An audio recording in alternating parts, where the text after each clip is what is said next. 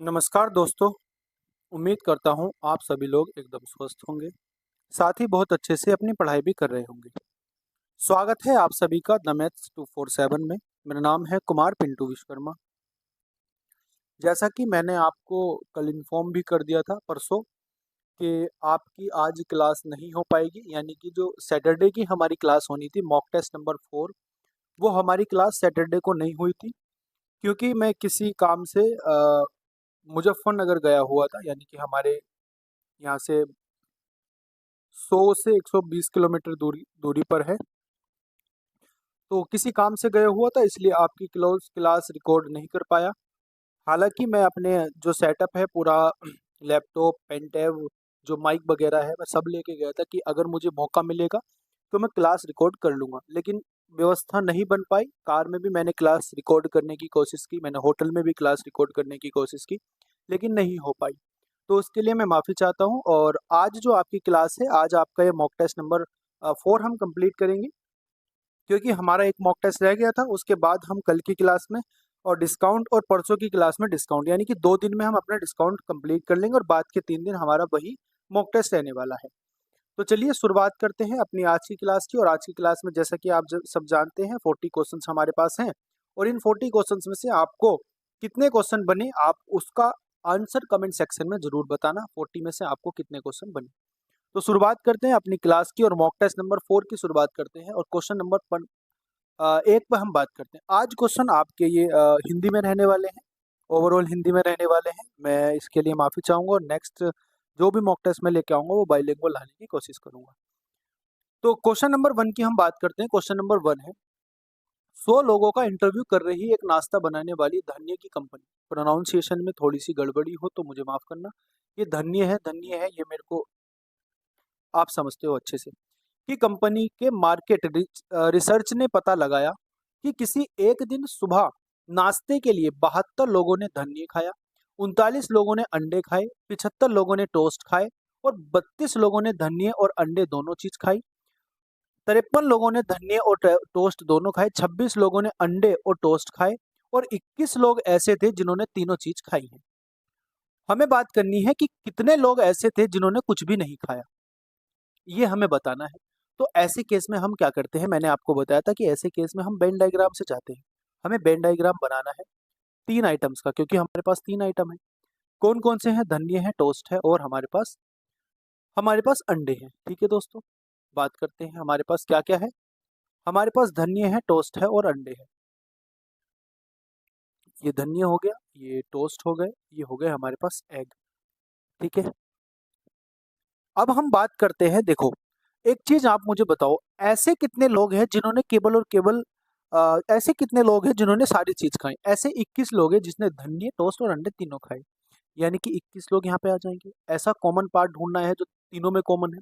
हम क्या करते हैं, सबसे पहले वो कॉमन पार्ट ढूंढते हैं जो तीनों में कॉमन है। उसके बाद दो दो कॉमन वाले पेयर बनाते हैं। जैसे धनिया और टोस्ट खाने वाले लोग कितने हैं? आप धनिया और टोस्ट खाने वाले लोग हैं 53, और 53 में से आप मुझे बताओ धनिया और टोस्ट का ये डायग्राम यही तो होगा।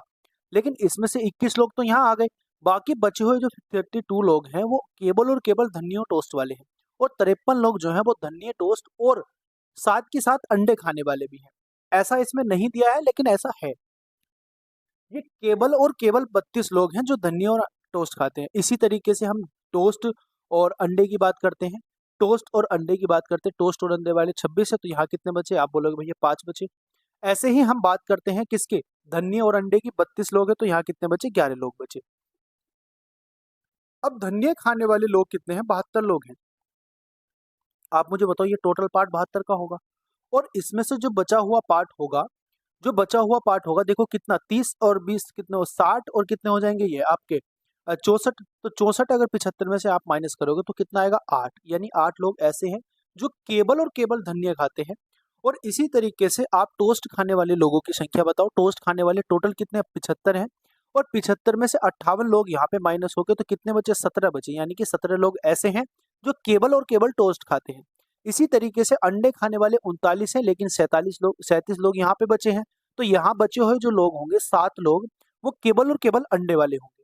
जब आप इन सब लोगों को ऐड करोगे, कैसे? 32 प्लस 21 प्लस 11 प्लस 5, ठीक है, और प्लस आपका आएगा 7 प्लस 8 प्लस के 17।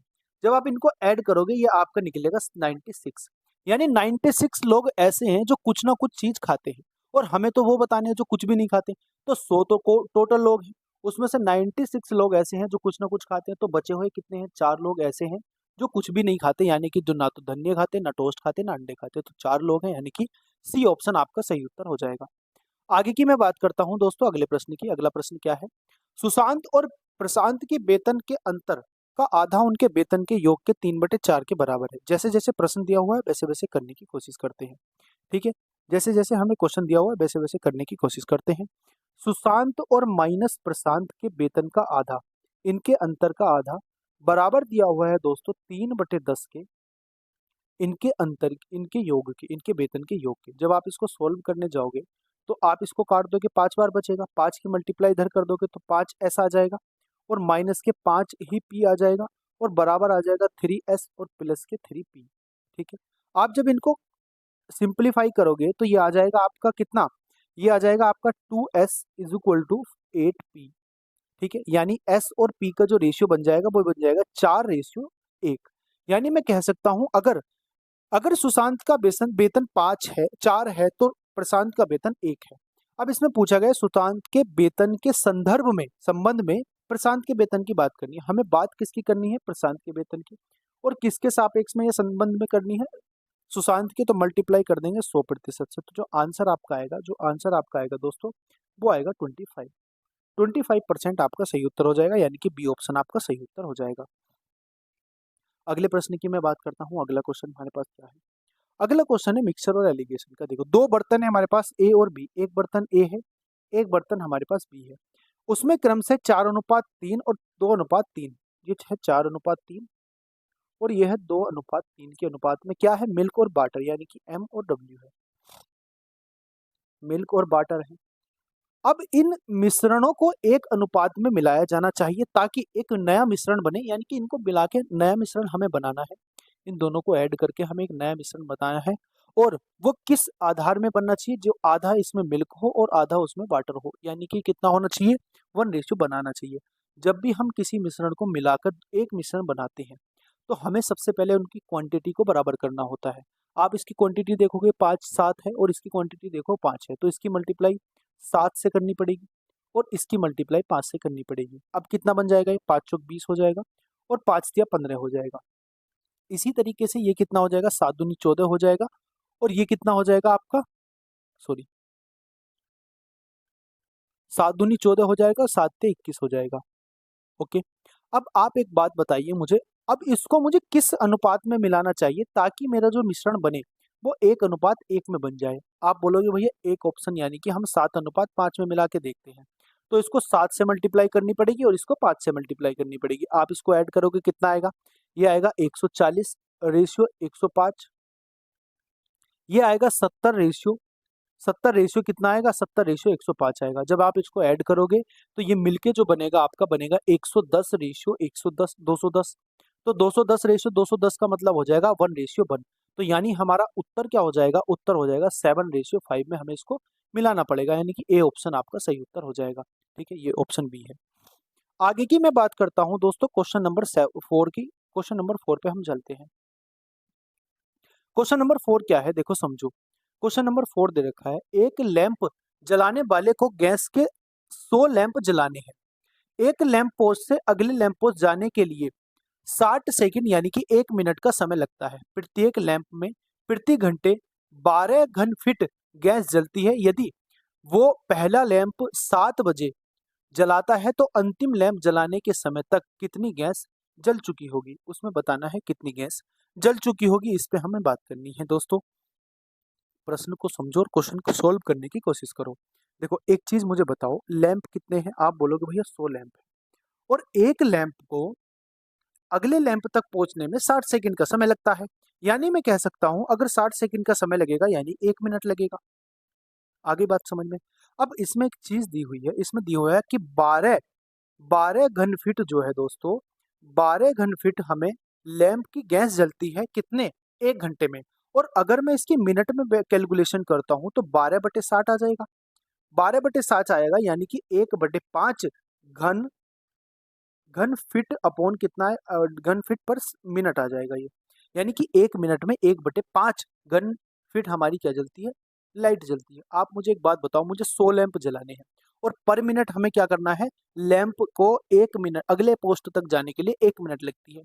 आप एक बात बताओ, जो पहला लैंप जलेगा वो 99 मिनट जलेगा कि नहीं जलेगा? आप बोलोगे सही बात है भैया।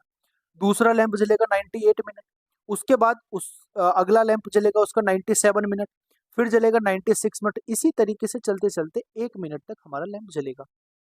आगे बात समझ में? अब ये मिनट आ गया, हमें क्या बतानी है, कितनी गैस खत्म होगी। तो 1 मिनट में कितनी होती है, 1/5। जब आप इसको सोल्व करोगे तो ये समांतर श्रेणी का फॉर्मूला लग के इसमें आएगा 100 गुणा 90/2 आ जाएगा।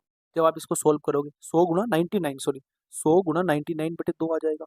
आप इसको सोल्व करो, जब आप इसको सोल्व करोगे तो 10 से 1 जीरो कट जाएगा, यानी कि ये हो जाएगा आपका कितना, ये हो जाएगा आपका 990। यानी कि 990 घन फीट हमारे पास क्या आएगा, घन फीट हमारे पास गैस जल जाएगी। तब तक हम अपने अंतिम लैंप पोस्ट तक पहुंचेंगे। आगे बात समझ में? अगले प्रश्न की मैं बात करता हूं। अगला प्रश्न हमारा क्या है, क्वेश्चन नंबर 5 है। नीचे दिए हुए आंकड़ों के माध्यिका और बहुलक, माध्यिका को बोलते हैं दोस्तों मीडियन, आप सभी लोग जानते हैं माध्यिका को मीडियन बोलते हैं। बहुलक को बोलते हैं मोड। मोड बराबर क्या होता है, मोड बराबर होता है जिसकी मैक्सिमम फ्रीक्वेंसी होती है। और माध्यिका क्या होती है, मिडिल मोस्ट नंबर होता है after arranging the data. Data को अरेंज करने के बाद जो मिडिल मोस्ट नंबर होता है उसको मीडियन बोलते हैं। और डाटा में जिस नंबर की मैक्सिमम बार फ्रीक्वेंसी, यानी कि जिस नंबर को मैक्सिमम बार दोहराया गया है वो उसकी फ्रीक्वेंसी होती है, यानी कि वो उसका मोड होता है। अधिकतम फ्रीक्वेंसी वाला डाटा मोड कहलाता है। आपको सबसे पहले क्या करना है, आपको सबसे पहले देखना है कि मीडियन क्या होगा। मीडियन देखने के लिए आपको इसको अरेंजिंग ऑर्डर में लगाना पड़ेगा। यानी कि 1 आ जाएगा पहले, फिर 1 आ जाएगा, फिर 1 आ जाएगा। 4 बार 1 है ना, 1 2 3 और 1 4, 4 बार 1 आ जाएगा। ओके, उसके बाद देखो उससे बड़ा संख्या कौन सा है, उससे बड़ी है 11। यानी कि 11 आ जाएगा, 1 2 3 4 5 6 7 8 9। कितने 11 हैं, देखो 1 है, 2 है, ठीक है, 3 4 4 5 6 7 8 9 10 बार 11 है, तो हमारे 9 बार ये हो गए, यानी कि 10 बार ये हो जाएंगे। ठीक है दोस्तों, 1 2 3 4 5 6 7 8 9, 1 2 3 4 5 6 4 10। उसके बाद क्या है, उसके बाद है 111। 111 3 बार है, तो 111 को हम 3 बार लिख देंगे। 1 2 3, 3 बार है ना, 4 बार है, तो 4 बार लिख देंगे। अब है 1111। 1111 3 बार है, आप देखो कि 1111 कितनी बार है, 3 बार है भैया, तो इसको हम 4 बार लिख देंगे। अब ये हमारा अरेंजिंग ऑर्डर में हो गया। अब आप एक चीज आप समझोगे कि इसमें जो मैक्सिमम बार फ्रीक्वेंसी आई है वो 11 की आई है।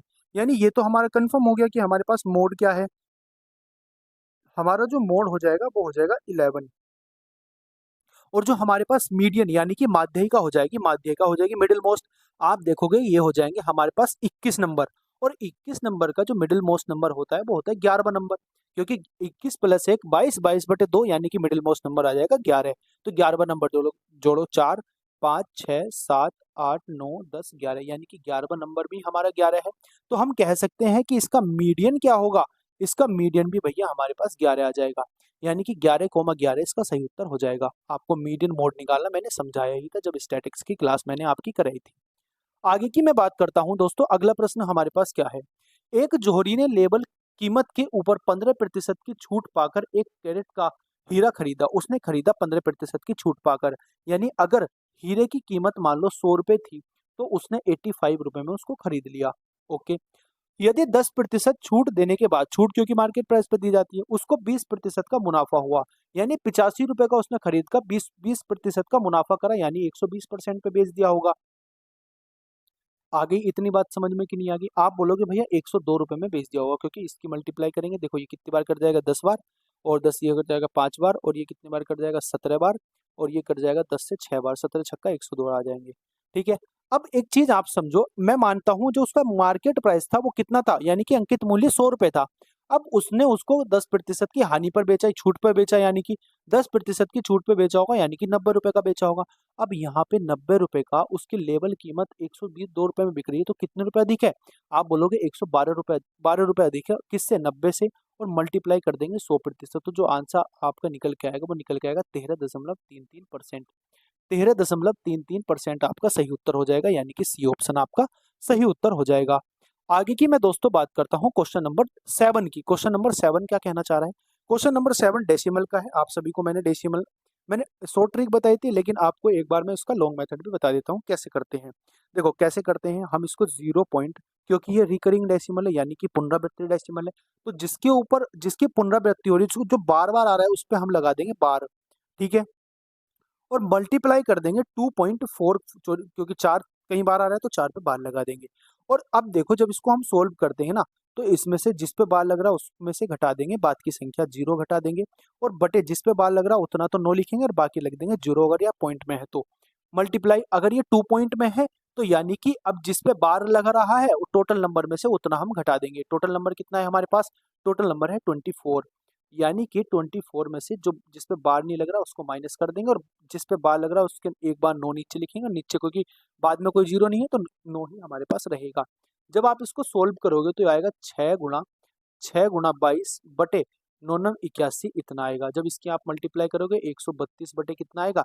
81, 0 ये आएगा। तो जब आप इसको सोल्व करोगे तो 0.1629 के आसपास आपका इसका सही उत्तर हो जाएगा, यानी कि डी सी ऑप्शन आपका सही उत्तर हो जाएगा दोस्तों। आगे ही बात समझ में कितनी आ गई? आगे की मैं बात करता हूँ क्वेश्चन नंबर 8 की मैं बात करता हूँ दोस्तों। 8 नंबर क्या कह रहा है? 8 नंबर कहना चाह रहा है दोस्तों, देखो, अजय एक काम अजय एक काम को क्या करता है? 50 दिनों में करता है, और विजय उस काम को 30 दिनों में पूरा कर सकता है। दोनों बारी बारी से काम करके एक दिन काम करते हैं, एक एक दिन काम करते हैं, तो कितने दिनों में काम पूरा हो जाएगा अगर अजय से शुरुआत की जाए तो? आप मुझे बोलो, एक अजय है और एक है विजय, ये कितने दिन में काम करता है? ये 50 दिन में काम करता है। ये कितने दिन में काम करता है? 30 दिन में। जब आप इसका एलसीएम ले लोगे 150 इसका एलसीएम आ जाएगा, यानी ये 3 बार कट जाएगा, ये 5 बार कट जाएगा। इतनी बात आगे समझ में कि नहीं आ गई? अब ये बोल रहा है कि भैया एक दिन अजय से शुरुआत करते, अल्टरनेटिव बारी बारी से काम करते हैं, यानी कि पहले दिन अजय करेगा तो अगले दिन कौन करेगा? विजय करेगा। आप ये समझ सकते हो कि ये 2 दिन का काम हो गया, यानी कि ये 2 दिन का काम हो गया है, और 2 दिन में कितना काम हुआ? 8 काम हुआ। 8 काम 2 दिन में हुआ। आगे बात समझ में कि नहीं आ गई? अब आप मुझे बताओ हमें काम कितना करना है? आप बोलोगे भैया 150 काम करना है, 8 काम हुआ है, तो मुझे इसकी मल्टीप्लाई किससे करनी पड़ेगी? आप बोलोगे भैया इसकी 18 से मल्टीप्लाई कर दो। 18 अट्ठे 144 होते हैं, और 144 जो काम हो जाएगा इसकी भी 18 से मल्टीप्लाई करनी, 28 दिन 36 दिन में, यानी 36 दिन में 144 काम हो गया हमारा। तो मुझे एक बात बताओ, 19 आंसर हो सकता है? नहीं हो सकता। बताओ, 24 आंसर हो सकता है? नहीं हो सकता। अब इसको सोल्व करो। आप मुझे बताओ अब किसकी बारी है? अब अजय की बारी है, तो इसमें मैं एक दिन और ऐड कर दूं, और इसमें 3 काम और ऐड कर दूं, यानी मैं कह सकता हूं 147 काम हो गया कितने दिन में? 37 दिन में। आगे बात समझ में? अब काम 150 करना है, तो 47 दिन में अभी तो 130 काम हुआ है, 137 काम हुआ है, तो यानी कि और टाइम लगेगा 37 दिन से, तो 37 दिन भी आंसर नहीं हो सकता। तो आंसर क्या हो जाएगा आपका? आंसर हो जाएगा ये 37.6। अब इसको कैसे? देखो अब किसकी बारी है? अब बारी है हमारे पास विजय की, और विजय एक दिन में कितना काम करता है? एक दिन में काम करता है दोस्तों वो कितना? 5। तो हमें काम कितना कराना है? 3। तो कितने दिन लगेंगे उसको? तो 37 प्लस कितने दिन लगेंगे? 3/5, या मैं कह सकता हूँ 37.60 उसको दिन लगेंगे इस काम को पूरा करने में। आगे बात समझ में कि नहीं आगे? दोनों अगर इस तरीके से काम करते हैं तो आगे इतनी बात समझ में। अगले प्रश्न की मैं बात,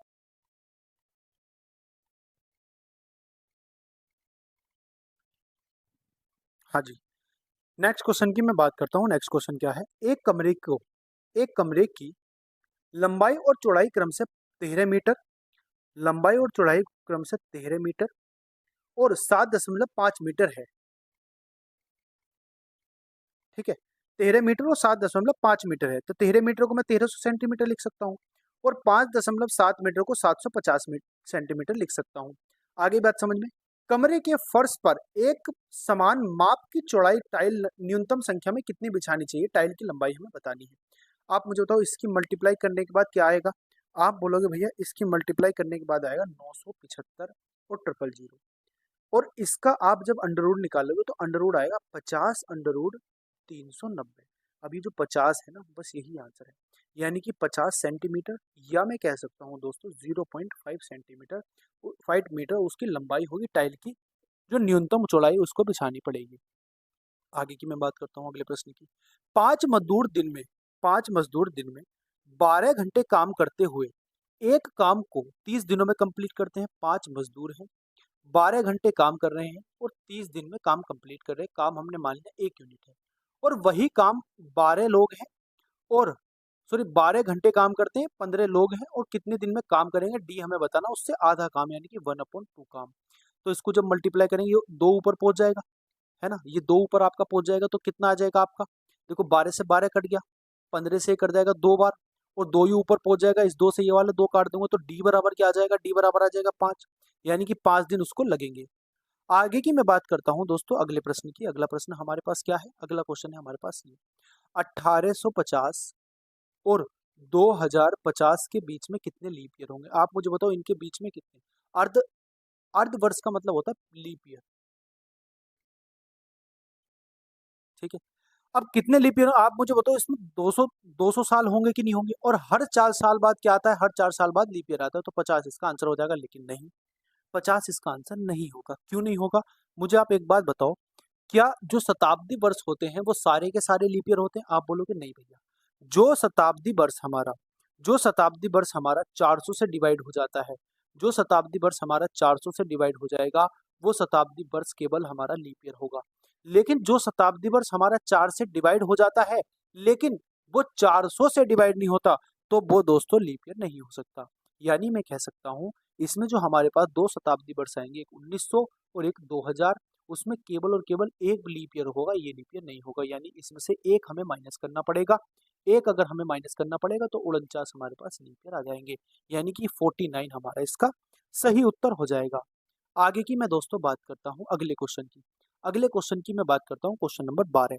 रोहन एक काम को 16 दिनों में पूरा करता है।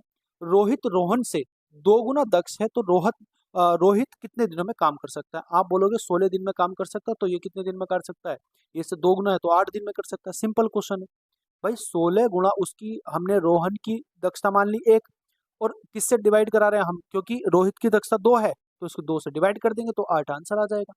आगे की मैं बात करता हूँ अगले प्रश्न की। क्वेश्चन नंबर हमारे पास कौन सा है, क्वेश्चन नंबर हमारे पास है दोस्तों 13 नंबर का। क्वेश्चन नंबर हमारे पास है 13। 30 नंबर क्वेश्चन की मैं बात करता हूँ। 30 नंबर क्वेश्चन क्या है, आप एक बार क्वेश्चन को पढ़ो अच्छे से, आप क्वेश्चन को पढ़ के उसको अटेम्प्ट करने की कोशिश करो।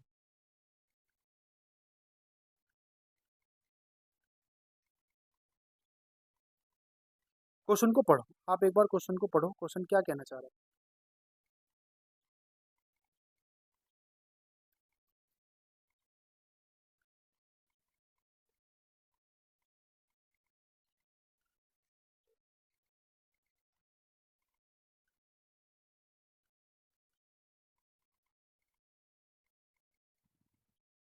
हाँ जी, क्वेश्चन पढ़ो। देखो, दो धनात्मक संख्याओं ए और बी, ये बी बै और बी नहीं है, ये ए और बी है दोस्तों। क्या है ये, ए और बी, ये ए है और ये बी है।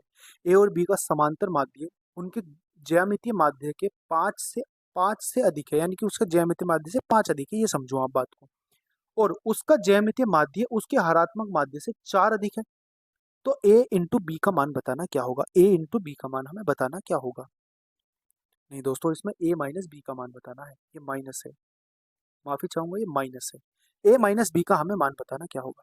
ओके, आपको सूत्र का पता है क्या होता है, अगर माध्य का सूत्र देखो, आपको मैं बताता हूँ, अर्थमेटिक मीन का जो फॉर्मूला होता है, यानी कि समांतर माध्य का फॉर्मूला होता है ए प्लस बी अपॉन टू, ए प्लस बी अपॉन टू।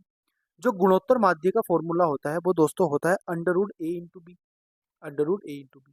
जो ज्यामिति यानी कि हार्मोनिक मीन का मान होता है वो होता है दोस्तों 2ab अपॉन ए प्लस बी। आगे बात समझ में इतनी की नहीं आगे। अब इसमें शुरू में क्या दिया हुआ है ये चीज समझो, इसने दिया हुआ है कि जो उसका समांतर माध्य है, यानी कि a plus b upon two है, ये बराबर है दोस्तों किसके, ये बराबर है अंडर रूट ए बी प्लस के 5 के। आगे की बात समझ में। दूसरी इक्वेशन हमारी क्या बनेगी, जो उसका गुणोत्तर माध्य है, ये दोस्तों बराबर है किसके, उसके हार्मोनिक मान के 4 से प्लस, मतलब उसके हार्मोनिक मान के 4 से अधिक है। आगे बात समझ में। अब इन दोनों इक्वेशन को आप सोल्व करो। जब आप इन दोनों क्वेश्चन को सोल्व करोगे ना, तो अंडर रूट ए बी की वैल्यू आपको मिलेगी। जब आप इसको सोल्व करोगे, ये आएगा आपके पास under root A B is equal to आ जाएगा आपके पास 2ab अपॉन आ जाएगा दोस्तों आपके पास 2√ab प्लस के 2√ab, इसकी मल्टीप्लाई हमने यहाँ कर दी, समझिए। 2√ab प्लस प्लस हो जाएगा आपके पास कितना, प्लस हो जाएगा दोस्तों, ये क्या कर रहा हूँ मैं, अंडर रूट ए बी बराबर आपको हो जाएगा दोस्तों कितना, अंडर रूट 2ab बराबर आपके पास हो जाएगा 2ab बराबर आपके पास हो जाएगा, बराबर आपके पास हो जाएगा अपॉन में 2 अंडर रूट ए बी और प्लस की कितना हो जाएगा, प्लस के हो जाएगा दोस्तों 10 और प्लस इसमें हो जाएगा 4। ठीक है, हमने यहाँ पे वैल्यू रख दी, इसकी वैल्यू हमने रख दी इसकी। ठीक है, ठीक है, बात आ गई समझ में। अब मैं बात करता हूँ इसको, जब हम सोल्व करेंगे तो कितना आएगा। जब हम इसको सोल्व करते हैं दोस्तों, तो हम इसको सोल्व करेंगे तो नीचे वाले की मल्टीप्लाई ऊपर करनी पड़ेगी, फिर इसकी मल्टीप्लाई यहाँ भी करनी पड़ेगी। तो एक जो आपकी इक्वेशन बनेगी वो बनेगी अंडर रूट ए बी, अंडर रूट ए b under root 2√ab plus के 10 और इज इक्वल टू हो जाएगा 2ab प्लस के 4 under root 2 under root ab plus के 10। ठीक है, अब आप इसको समझो, जब आप इस क्वेश्चन को सोल्व करोगे तो यहाँ से आपके पास आएगा 2 अंडर रूट ab बराबर आ जाएगा आपके पास 40, यानी कि अंडर रूट ए बी बराबर आपके पास आ जाएगा दोस्तों कितना, 20, या मैं आपको कह दूं कि ए बी बराबर आपके पास आ जाएगा कितना, 400। ए बी बराबर आपके पास 400 आ गया। ये बात आ गई समझ में आपको, ये बात आपको समझ में आ गई। अब आप ए बी की वैल्यू रख दो इसमें, ए बी की वैल्यू आप इसमें रख दो। जब ए बी की वैल्यू आप इसमें रखोगे तो कितना आएगा, आप बोलोगे भैया A plus B is equal to हो जाएगा आपके पास 2 इंटू 20 प्लस के आपके पास हो जाएगा 10, इसमें हमने वैल्यू रख दी 2 की मल्टीप्लाई इधर करके। तो ये a प्लस बी बराबर आपके पास हो जाएगा दोस्तों कितना, 50 हो जाएगा आपके पास। ठीक है, a प्लस बी की वैल्यू 50 आ गई। तो जब आप इसको सोल्व करोगे करके लिखोगे ना, a प्लस बी आ गया हमारे पास और a टू बी आ गया, तो a माइनस बी की जो वैल्यू आ जाएगी ना मेरे दोस्त, वो a माइनस बी की वैल्यू आ जाएगी आपके पास। देखो आपके पास कितनी आ जाएगी, ए माइनस बी की वैल्यू, ए माइनस बी की वैल्यू आ जाएगी आपके पास 30। कैसे, आप देखो 30 आंसर आएगा, आप ए की वैल्यू मान लो 40 और बी की मान लो 10, तो 40 माइनस 10 30 हो जाएगा, 40 प्लस 10 हो जाएगा 50 और 40 गुना 10 हो जाएगा 400। तो आंसर आ जाएगा इसका बी ऑप्शन। थोड़ा अच्छा क्वेश्चन था, फॉर्मूले अगर आपको आते थे तो आप इसको अच्छे से करके ले जाओगे। अगले प्रश्न की मैं बात करता हूँ। अगला क्वेश्चन क्या है, जब ब्याज वार्षिक रूप से संयोजित हो तो 10% प्रति चक्रवृद्धि ब्याज दर पर दी गई कितनी धनराशि 2 वर्षों में इतना हो जाएगी। तो 2 वर्षों में कितनी हो जाएगी, आप मुझे बताओ। 2 वर्ष की बात हो रही है ना, तो 2 वर्ष की बात हो रही है, यानी कि 10 से कितना हो जाएगा 11, और अगले 10 से 11 कितना हो जाएगा 11, और ये 100 रुपए की धनराशि है जो 2 वर्ष में 121 हो रही है। और हमारे हिसाब से 121 की वैल्यू कितनी दे रखी है, इतनी दी हुई है, यानी कि कितने मल्टीपल है, 11 का मल्टीपल, तो इसका मल्टीपल भी 11 का मल्टीपल आएगा, यानी मैं कह सकता हूँ दोस्तों 1100। तो 1100 रुपए की वैल्यू 2 वर्ष में 10% ब्याज की दर से इतनी हो जाएगी, यानी कि बी ऑप्शन आपका इसका सही उत्तर हो जाएगा। आगे की मैं दोस्तों बात करता हूँ अगले प्रश्न की। अगला प्रश्न हमारे पास क्या है, अगला प्रश्न है हमारे पास 11,025 के गुणनखंडों की संख्या हमें बतानी क्या होगी। 11,025 के, आपको मैंने गुणनखंड करने बताया, ये आपके लिए होमवर्क का क्वेश्चन है, आप इसको बताएंगे, आप इसके फैक्टर कर लोगे, है ना, आराम से आप इसके फैक्टर कर लोगे, जैसे फैक्टोरियल मैंने बताया था आपको वैसे करने से, और आप इसके गुणनखंड बताओगे। घात में +1 करके मल्टीप्लाई करनी है बस। जब आप इसका जब आप इसका वो करोगे, क्या बोलते हैं उसको, जब आप इसका प्राइम फैक्टराइजेशन करेंगे तब आपको इसकी वैल्यू निकल के आ जाएगी। आगे बात समझ में। अगले प्रश्न की मैं बात करता हूँ, प्रथम संख्या का 1/2 दूसरी संख्या के 0.25 के बराबर है। प्रथम संख्या का 1/2 यानी कि 1/2 इंटू ए बराबर हो जाएगा 0.25 बी के। आगे बात समझ में। अब 0.25 को क्या लिख सकता हूँ मैं, आप बोलोगे 1/4 लिख सकते हैं, यानी कि ए बराबर आ जाएगा 2b आ जाएगा, सॉरी, ए बराबर आ जाएगा आपका 2a बराबर बी आ जाएगा।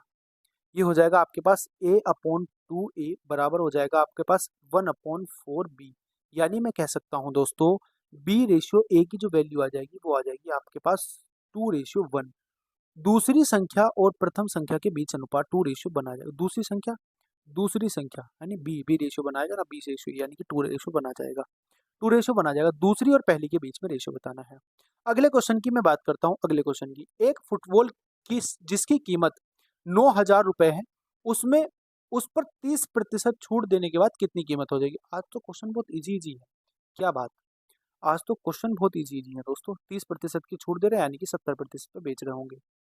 70% पे बेच रहे होंगे, प्रतिशत से प्रतिशत कट जाएगा, 70 से 0 कट जाएगा, 1 0 से 1 0, 7 दम 63, यानी कि 6300 रुपये की वो वस्तु बिक जाएगी। डी ऑप्शन इसका सही उत्तर हो जाएगा। क्वेश्चन इजी लग सकते हैं आपको क्योंकि आपकी प्रिपरेशन है। देखो ये क्वेश्चन 2017 के प्रीवियस ईयर के हैं, ऐसा नहीं है मैं कहीं से भी क्वेश्चन उठा के ले आया हूँ, मैं प्रीवियस ईयर पे ही क्वेश्चन लेके आता हूँ आपके लिए। 72 किलोमीटर प्रति घंटा की चाल से चल रही ट्रेन एक प्लेटफॉर्म को 30 सेकंड में पार कर सकती है, दूसरे प्लेटफॉर्म पे खड़े एक व्यक्ति को 18 सेकंड में पार कर सकती है। प्लेटफॉर्म की लंबाई बतानी है। आप मुझे बताओ 72 किलोमीटर प्रति घंटा की रफ्तार से चल रही है, इसकी मीटर पर सेकंड में लंबाई कितनी, वो कितनी हो जाएगी 72, 18 चौक 72, 4 पंजे 20, यानी कि 20 मीटर पर सेकंड इसकी कितनी हो जाएगी, स्पीड हो जाएगी।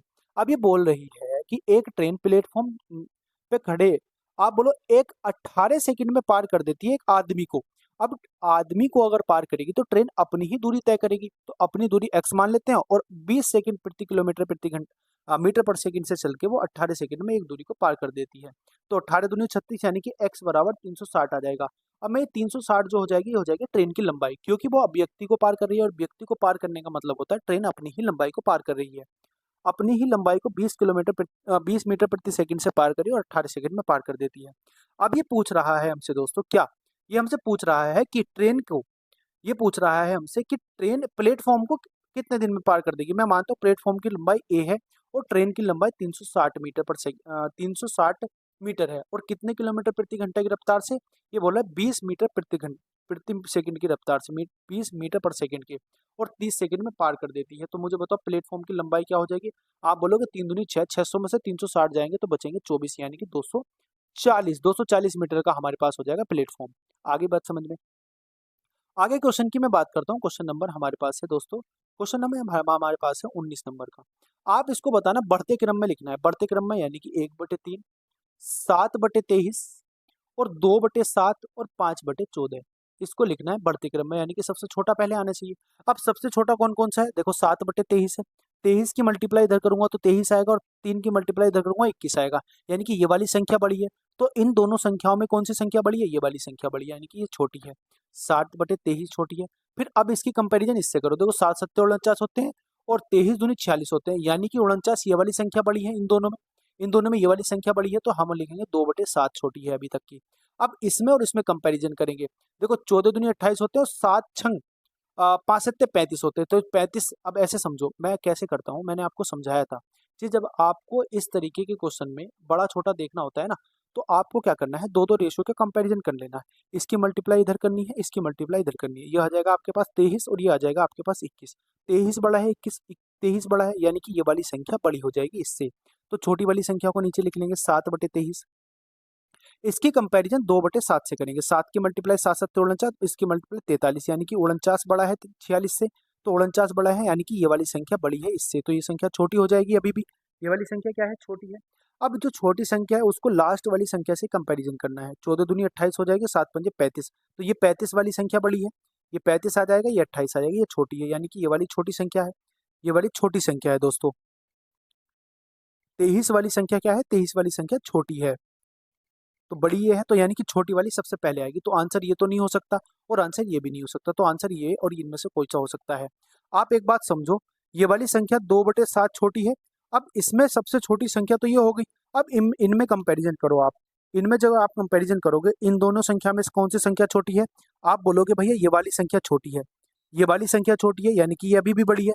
अब इसकी कंपैरिजन आप इससे कर दो, देखो 14 सत्ते कितने होते हैं, 14 सत्ते कितने होते हैं, 14 सत्ते 98 होते हैं, और 23 पंजे 115 होते हैं, तो 115 बड़े हैं क्या 98 बड़े हैं, 115 बड़े हैं, यानी कि ये वाली संख्या बड़ी है, ये छोटी है।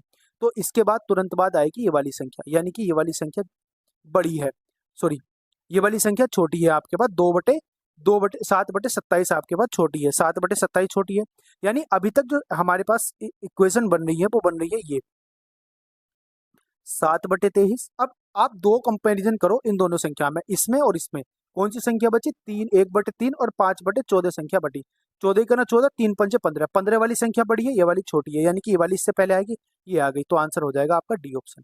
इतनी बात समझ में आ गई आपको, कहानी सारी समझ में आ गई। आगे की मैं बात करता हूँ दोस्तों अगले प्रश्न की।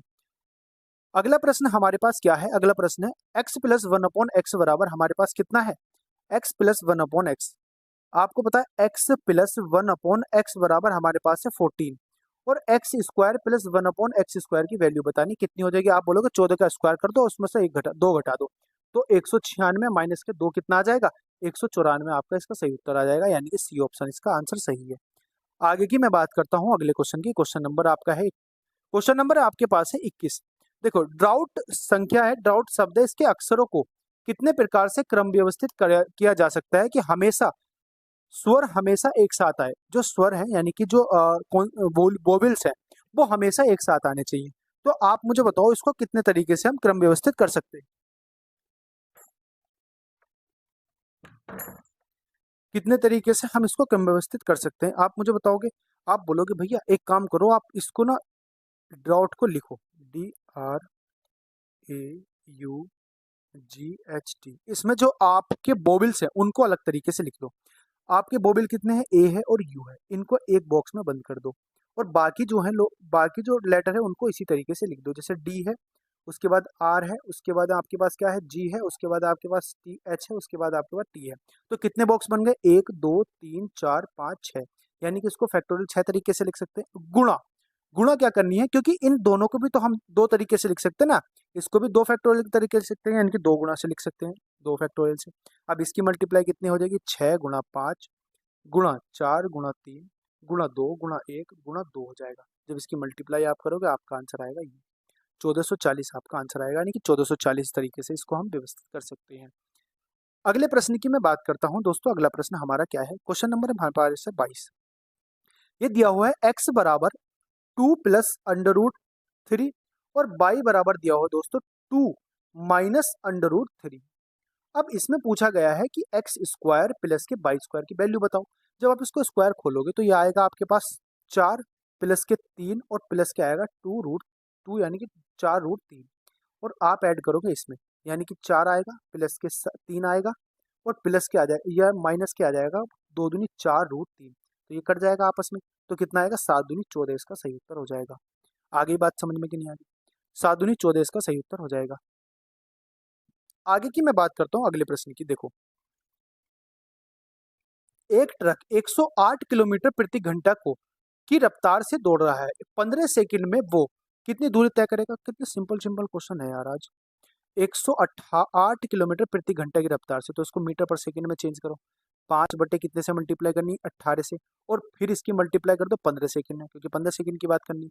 तो 18 कितने होते हैं, 18 छक्का, 18 छक्का 108 होते हैं ना, 18 छक्का 108, और आप 5 छंग 30 और 30 की मल्टीप्लाई कर दो 15 से, 15 ते 45, यानी कि 450 मीटर की दूरी वो तय करेगा। आगे बात समझ में कि नहीं आ रही। आगे की मैं बात करता हूं दोस्तों अगले क्वेश्चन। इसी तरीके से इसी टाइम, मतलब इतने ही टाइम में आपको क्वेश्चन उड़ाने हैं, 1 सेकंड 2 सेकंड में आपको क्वेश्चन उड़ाने हैं। देखो श्री एक्स और श्री बाई की सालाना आमदनी जो है वो 9:8 है। इनके अनुपात में है, उनके खर्च 5:4 के अनुपात में है। यदि दोनों व्यक्ति 5,000 रुपये बचाते हैं तो श्री बाई का खर्च कितना होगा। देखो इनकी आमदनी मैं मान लेता हूँ 2x है और एक की है 8x, ठीक है। अब मुझे बताओ जो खर्च है इनका 5 बाई मान लो, एक का 5 बाई मान लो, एक का मान लो 4 बाई। आगे बात समझ में। आप मुझे बताओ जो इनकी आमदनी है दोस्तों उसमें से मुझे इनका खर्च माइनस करना पड़ेगा, और जाके जो सेविंग बचेगी वो कितनी बच रही है, इसकी भी 5,000 बच रही है और दूसरे वाले की भी 5,000 बच रही है, यानी कि 8x और माइनस के 4 बाई आपके पास कितना आ जाएगा 5,000। जब आप इसको सोल्व करोगे दोस्तों तो इसकी मल्टीप्लाई आप 5 से कर दो, 4 से कर दो, और इसकी मल्टीप्लाई आप कर दो 5 से, तो ये कितना आ जाएगा 4 9 36x आ जाएगा, और माइनस के 5 पंजे 5 चौक 20 बाई हो जाएगा, और बराबर हो जाएगा 4 पंजे 20, यानी कि 20,000 हो जाएगा। और ये कितना बन जाएगा, 5 से मल्टीप्लाई करेंगे 40x हो जाएगा, और माइनस के कितना हो जाएगा, आप बोलोगे भैया 20 बाई हो जाएगा, और बराबर हो जाएगा आपका 5 पंजे 25,000, ठीक है। इसमें से ये वाली संख्या माइनस कर दो आप, ये प्लस हो जाएगी ये कट जाएगी, तो कितना बचेगा, आप बोलोगे भैया 4x बराबर बचेगा 5,000, ठीक है। तो x की जो वैल्यू आ जाएगी कितनी आ जाएगी, आप बोलोगे भैया 25 पंजे 125, यानी कि 1250 आ जाएगी, 1250 आ जाएगी x की वैल्यू। इसमें पूछा गया क्या है, श्री बाई का खर्च कितना है, श्री बाई का खर्च बताना कितना हो जाएगा। तो आप बोलोगे श्री बाई के बारे में पूछ रहा है, तो श्री बाई यानी कि ये वाला, इसकी इसकी जो आमदनी है इसकी मल्टीप्लाई कर दो। देखो 4x की वैल्यू 5,000 है तो 8x की वैल्यू कितनी हो जाएगी 10,000 हो जाएगी। 10,000, ठीक है, 10,000 हो जाएगी और 10,000 में से 4 बाई माइनस करो और बराबर आ जाएगा आपका 5,000। अब इसको सोल्व कर लो, यानी कि 4 बाई बराबर कितना हो जाएगा, ये हो जाएगा 5,000। तो जो बाई की वैल्यू आ जाएगी दोस्तों वो कितनी आ जाएगी, बाई की वैल्यू आ जाएगी 12। अब इसमें खर्च पूछा गया है ना, हाँ 4 बाई के बराबर, 4 बाई के बराबर बाई, यानी कि 4 बाई की वैल्यू बता दो आप, तो कितना आ जाएगा 5,000 इसका खर्च हो जाएगा। 5,000 सही उत्तर हो जाएगा आपके पास, क्योंकि 4 बाई के बारे में पूछा गया है तो 4 बाई आपका खर्च हो जाएगा 50,000, सॉरी 5,000। आगे बात इतनी समझ में कि नहीं आएगी, आगे की मैं बात करता हूँ दोस्तों अगले प्रश्न की। अगला प्रश्न क्या है हमारे पास, 25 क्वेश्चन। दो संख्याओं का महत्तम समावर्तक 77 तथा उनका योग कितना है, 154 है। ऐसी कितनी जोड़ बनेंगे, आप ये बताओ मुझे, 77 है और 154 है, इनका महत्तम समावर्तक कितना है, एचसीएफ। आप मुझे बताओ, एक संख्या 77x हो जाएगी, एक हो जाएगी 77y, ठीक है। और इनको जब ऐड करूंगा मैं तो ऐड करके कितना आएगा, आपने बोला कि 54 आएगा भैया, 154 आएगा। तो मैं कह सकता हूँ इसको x प्लस वाई बराबर कितना हो जाएगा, 154 बटे कितना आ जाएगा 77। तो क्या आ सकती है संख्या, x प्लस के y बराबर कितना आएगा 2, यानी कि x बराबर 1 हो सकता है और y बराबर 1 हो सकता है, यानी कि 0 और 2 हो सकता है और 2 और 0 हो सकता है। ये तो पॉसिबल ही नहीं है क्योंकि संख्या तो दोनों बतानी है, तो 1 और 1 कितना पेयर संभव है, एक पेयर संभव है, यानी कि इसकी वैल्यू 1 हो सकती है, पेयर 1 ही संभव है हमारे पास। आगे की मैं बात